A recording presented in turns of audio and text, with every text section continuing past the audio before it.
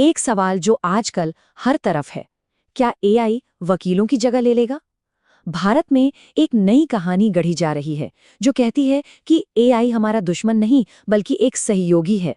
आज हम इसी कहानी की परतें खोलेंगे और देखेंगे कि इसके पीछे का सच क्या है।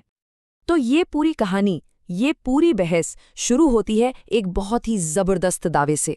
जो काम करने में 2 घंटे लगते थे वो अब हो जाएगा सिर्फ 2 सेकंड में। सोचिए जरा, यही वो दावा है जो इस पूरी टेक्नोलॉजी की नींव है। पर क्या ये सच में मुमकिन है? चलिए इसी की तह तक चलते हैं। अब देखिए, किसी भी चीज को हीरो की तरह पेश करने से पहले एक विलेन बनाना पड़ता है ना? तो इस कहानी में विलेन है वकीलों का पारंपरिक तरीका, यानी मैनुअल लीगल रिसर्च। इसे एक ऐसी बड़ी चुनौती की तरह दिखाया गया है जिससे हर वकील को रोज जूझना पड़ता है। देखते हैं कैसे। सबसे पहली और बड़ी चुनौती है दबाव। हर वकील पर सही और तेजी से जानकारी निकालने का जबरदस्त प्रेशर होता है। एक छोटी सी चूक भी पूरे केस को पलट सकती है।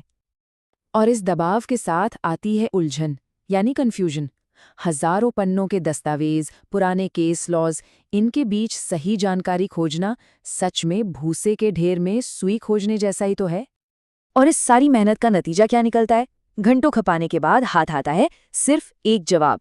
ये लाइन असल में पूरी प्रॉब्लम को एक झटके में समझा देती है कि ये प्रोसेस कितना थकाऊ और धीमा है।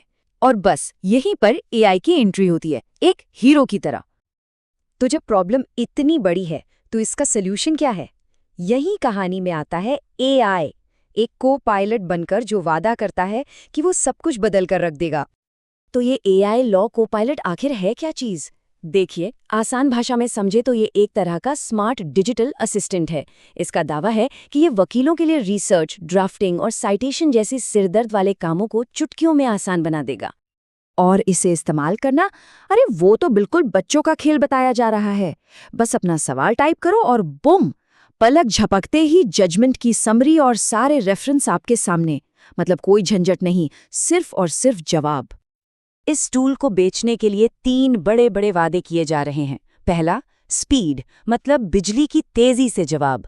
दूसरा, एक्यूरेसी, यानी गलती की कोई गुंजाइश नहीं।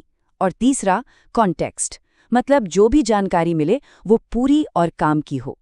और हम सब जानते हैं कि लीगल दुनिया में ये तीनों चीजें किसी खजाने से कम नहीं हैं। तो इसका असली मकसद क्या बताया जा रहा है? वो ये है कि वकीलों का जो कीमती वक्त घंटों की रिसर्च में जाता है वो बचे, और उस वक्त को वो केस जीतने की स्ट्रैटेजी बनाने में लगाएं। सीधी सी बात है, मशीनें करेंगी मेहनत वाला काम और इंसान लगाएंगे अपना दिमाग। लेकिन यहाँ एक बहुत बड़ा सवाल खड़ा होता है।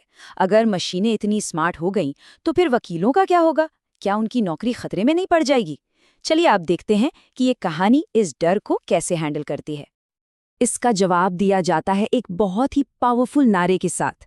ये आपको ताकत देगा, आपकी जगह नहीं लेगा। मतलब एआई को दुश्मन या कंपटीशन की तरह नहीं, बल्कि एक मददगार, एक साथी के तौर पर दिखाया जा रहा है। पर सवाल तो फिर भी अपनी जगह पर है। क्या ये वाकई सिर्फ एक मददगार है, या फिर धीरे धीरे ये हमारी जगह लेने की तैयारी है?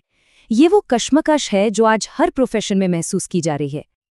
और इसी कश्मकश को खत्म करने के लिए एक बड़ी भविष्यवाणी की जाती है कि 2025 तक एआई लीगल टूल्स सिर्फ एक ऑप्शन नहीं रहेंगे, बल्कि हर वकील की जरूरत बन जाएंगे। संदेश साफ है, या तो इसे अपना लो या फिर इस रेस में पीछे छूट जाओ। तो इस पूरी कहानी से क्या समझना चाहिए?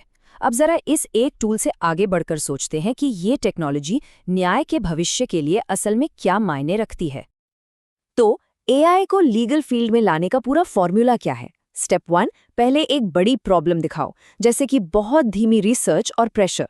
स्टेप 2, फिर एआई को एक हीरो की तरह पेश करो जो सिंपल, फास्ट और एक्यूरेट सॉल्यूशन है। स्टेप 3, लोगों के मन में जो नौकरी जाने का डर है उसे सशक्तिकरण यानी एम्पावरमेंट का नाम देकर शांत करो। और स्टेप 4, आखिर में ये यकीन दिलाओ कि इसे अपनाना मजबूरी है, क्योंकि यही भविष्य है। और ये सब हमें एक आखिरी और शायद सबसे ज़रूरी सवाल पर लाकर छोड़ देता है।